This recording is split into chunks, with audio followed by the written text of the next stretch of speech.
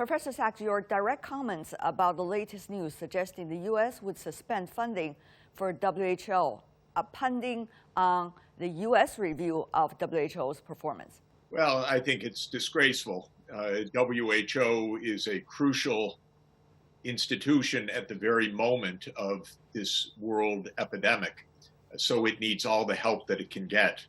Of course, what Trump is trying to do is to shift the blame for the United States' failure to control the epidemic to WHO or to China or to anyone that he can do so, because he does not think properly. He does not think honestly.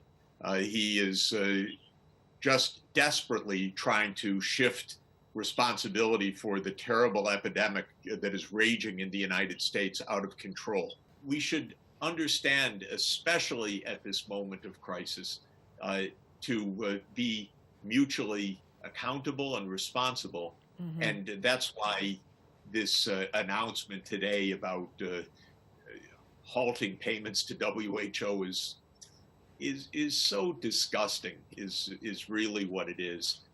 Because this is, of course, absolutely the worst conceivable moment to be even thinking in such a direction. Professor, to you, what has been WHO's performance since the coronavirus was known to the world?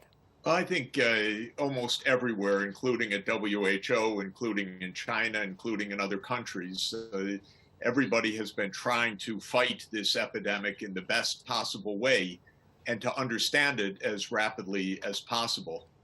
It was known everywhere in early January that something very unusual and very frightening was happening.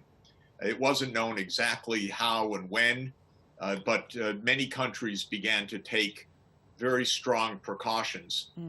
And maybe we could have known days earlier or days later, but the fact of the matter is, by the middle of January, the situation was very frightening. And when China acted to put the lockdown on Wuhan on January 23rd, there was no doubt that this was a full-scale emergency.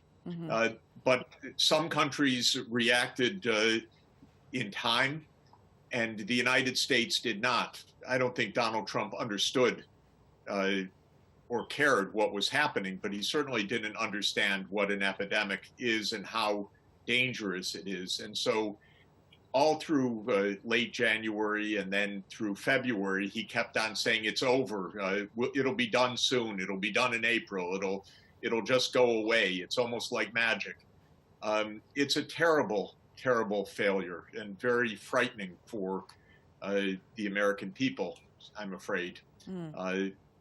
We see that some countries, and thank goodness China, Japan, Korea, Singapore, countries in China's neighborhood have largely gotten the epidemic under control. Not perfectly. This is a very difficult virus, but it isn't explosive. But in the United States, unfortunately, it really exploded, and we have so many deaths and so many cases, and the situation is still very, very difficult in the United States.